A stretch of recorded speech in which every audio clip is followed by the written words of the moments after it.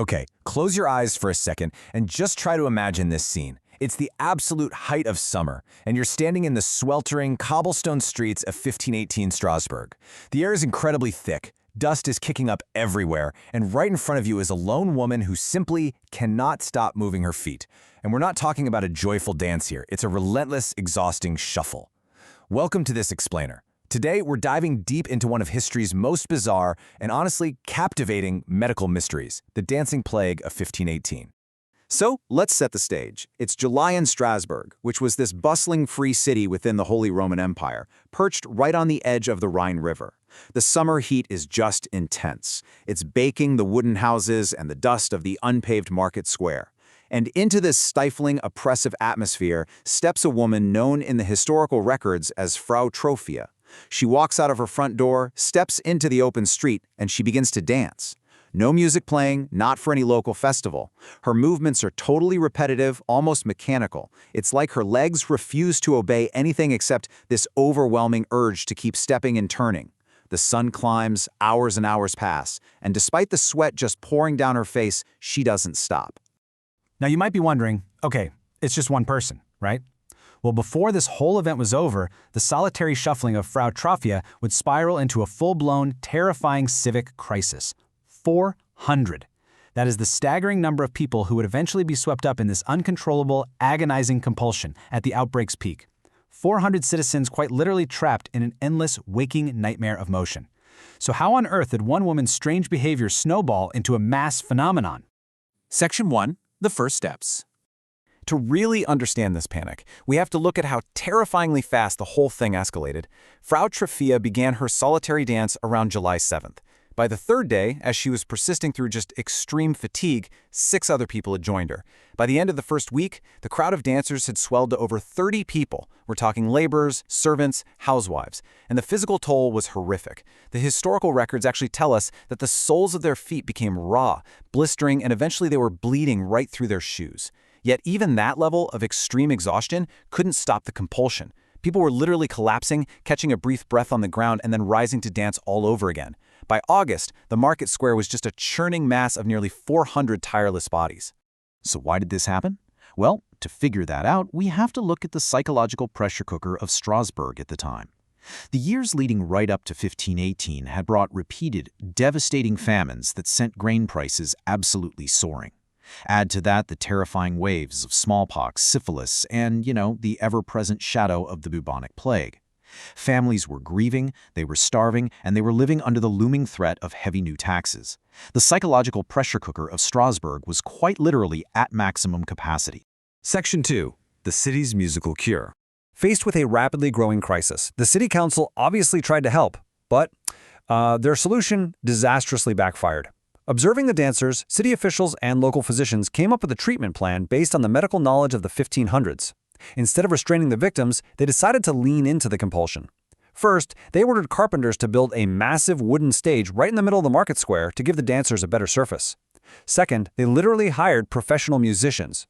We're talking pipers, drummers, and fiddlers working in day and night shifts. Third, they actively encouraged continuous dancing because they believed the absolute only way to cure the victims was to let them physically exhaust the illness out of their systems. It became a sensory nightmare. Endless pounding, drumming, and piping under the baking summer sun 24 hours a day. The crucial takeaway here is that this civic cure acted as a massive accelerant. Just think about it. In a city that is already drowning in anxiety, the authorities essentially threw a continuous, highly visible, state-sponsored spectacle. The music didn't cure anyone. What it did was draw hundreds more curious, incredibly stressed-out onlookers right into the deadly, exhausting circle. As the quote notes, the sound of the instruments seemed to draw even more people into the circle. The dancing grew louder and more chaotic. The tragedy was basically compounded by the very people trying to stop it. Section 3. Hot blood and saints. Now, it's fascinating to see how they tried to rationalize this. It was essentially a battle of interpretations. On one side, you had the physicians relying on the ancient theory of humoral imbalance. They believed the dancers were suffering from an excess of overheated blood. The only way to cool this hot blood down was to purge it through violent, continuous movement, which, of course, is exactly why they prescribed more dancing. On the other side, the clergy offered a religious theory. They believed the city was suffering from a divine curse, specifically one sent by Saint Vitus, the patron saint of nervous disorders. In a society deeply, deeply entrenched in faith, the idea that a saint was punishing them for their sins made total, terrifying sense to them. Section 4. The ergot poisoning myth. Let's fast forward to the 20th century. Historians started looking back at this and proposed a really fascinating new scientific suspect: ergotism. And what's incredibly interesting is how perfectly this moldy bread theory seems to fit the symptoms at first glance. A Swedish pharmacologist named Eugene Louis Backman pointed to this. Ergotism is a toxic condition caused by a fungus called ergot that thrives on damp rye, which happens to be the exact grain used for bread in Strasbourg. The region had just experienced severe floods, creating the perfect damp environment for this mold to grow. Eating ergot-tainted bread causes convulsions, twitching, hallucinations, and really erratic behavior. I mean, it sounds like a smoking gun, right? A city eats bad grain from recent floods, they get poisoned, and they start convulsing in the streets. So did toxic bread actually cause the dancing plague? Is the centuries-old mystery finally solved? Well, actually, scratch that. Not quite. This theory is a brilliant red herring. Because when we systematically compare the symptoms side by side, the whole theory totally falls apart. Look closely at the differences here. Ergot poisoning severely restricts blood flow to the limbs, which causes immense pain, weakness, and eventually gangrene. It causes physical decay and collapse. But the victims of the dancing plague exhibited unbelievable, almost superhuman athletic endurance. They were sustaining rhythmic, coordinated dancing for days, sometimes weeks on end. Toxic fungus simply does not grant you the stamina required to dance for a week straight on bleeding feet. So unfortunately for that theory, we have to completely rule it out. Section 5. Mass psychogenic illness. So, if it wasn't toxic bread and it wasn't a saint's curse, what on earth was it?